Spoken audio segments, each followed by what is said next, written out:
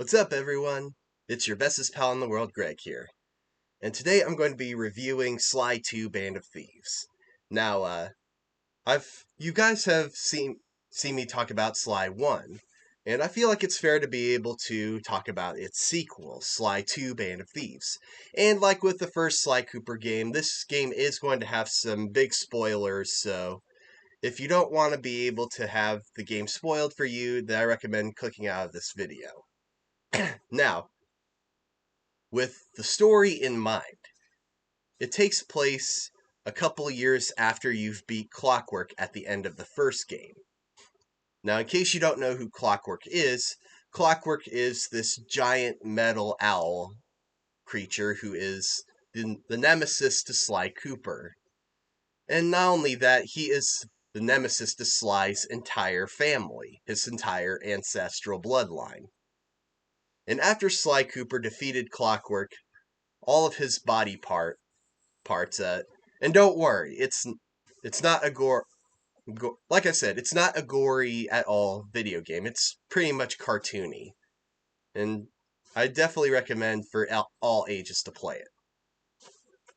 So basically, a lot of Clockwork's parts does different things, like being able to hypnotize people, being able to slice through solid objects, like the Clockwork talons, and with the Clockwork eyes, and a whole bunch of other stuff. But basically, Sly and his friends Bentley and Murray go around the world to be able to find the Clockwork parts so that Clockwork can never be reassembled again and used for evil. Which is a pretty simple enough story. It's pretty easy to follow, but it's definitely not at all boring. It definitely has that sort of it definitely has a way of being able to catch your attention.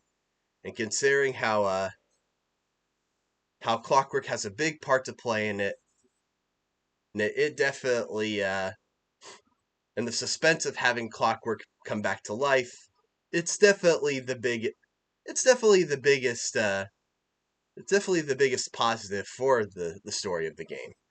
And not just that, but also the even more bigger positive is that you actually get to play as Bentley and Murray, which is pretty cool because all in the first game all you get to do is play as Sly, which is pretty cool, but it's even more cool that you get to play as Bentley and be able to mess around with a lot of their special skills, like with but I'll talk a little bit more about that later in the video. But for right now, during the beginning, Bentley, Sly, and Murray go through this museum that Clockwork's parts are being held in, only to find out that they were already stolen by this infamous group of criminals known as the Claw Gang,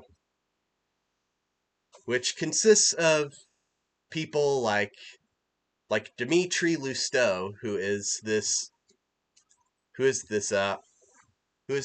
aspiring artist who also runs this very shady nightclub in Paris, France.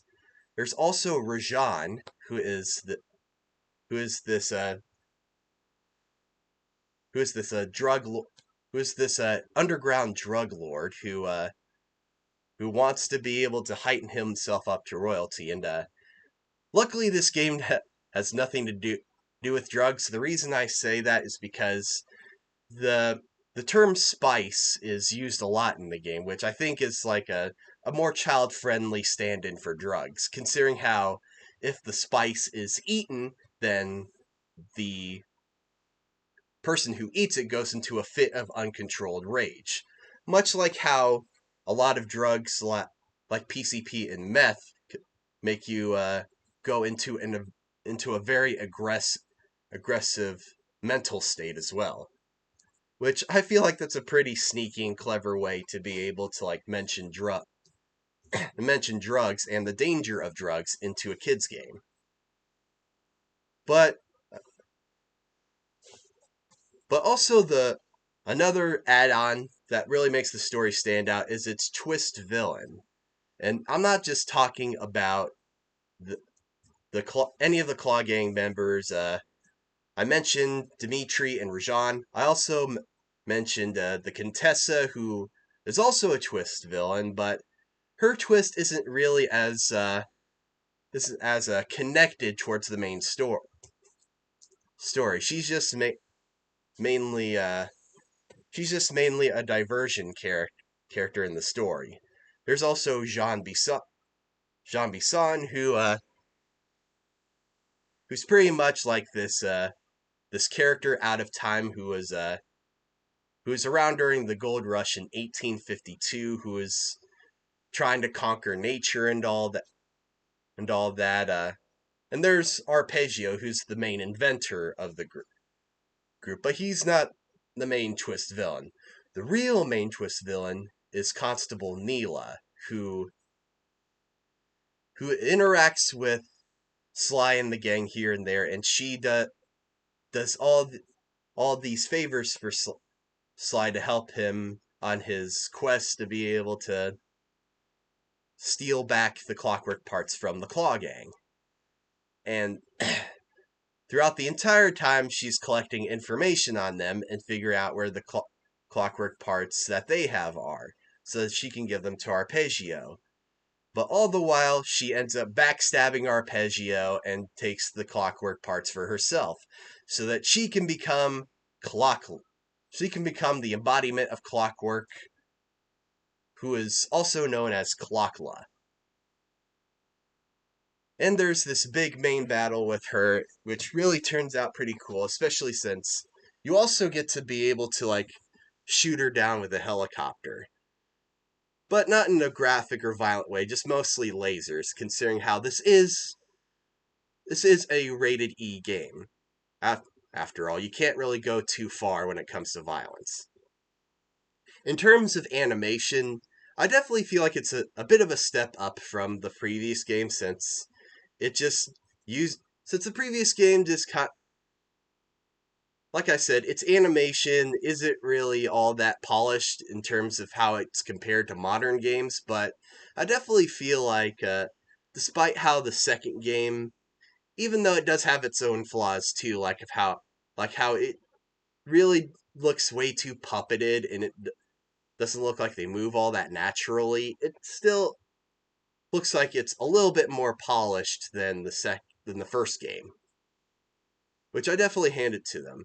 But keep in mind, this is a PlayStation 2 era game, so we kind of have to look at this game as if it were just released during the early 2000s, which, in terms of how video games were back then, this is definitely a pretty big step up. And in terms of characters, they're pretty, like I said in the first game, they're pretty identifiable, they're pretty relatable, and they're pretty recognizable too. And did I say memorable? I think so, yeah.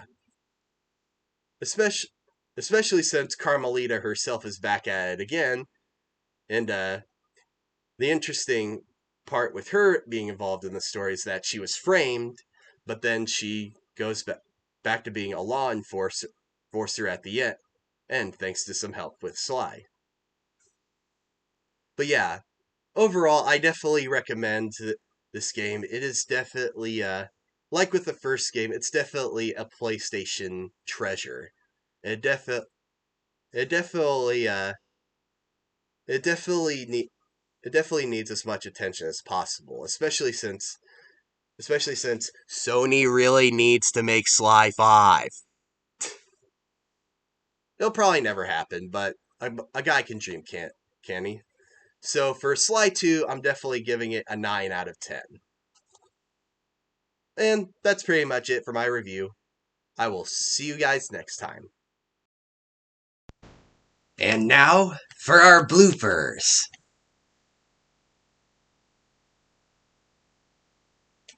Why are you sitting over there? What's up, everyone? It's your bestest pal in the world, Greg here. And today I'm going to be doing another review. This time I'm going to be doing a review of Sly 2 Band of Thieves. Now, you guys have heard me talk a lot about the first Sly Cooper game. So I feel like it's fair to be able to talk about the second one, the follow-up to the first game. And like with the first game, this game's going to be able to have some big spoilers. So if you don't want to be able to have the game ruined for you, then I recommend clicking out of this video.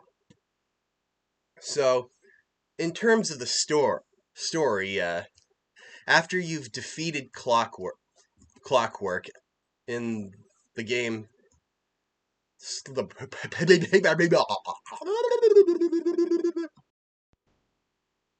Hello, everyone, and welcome to another Salvus.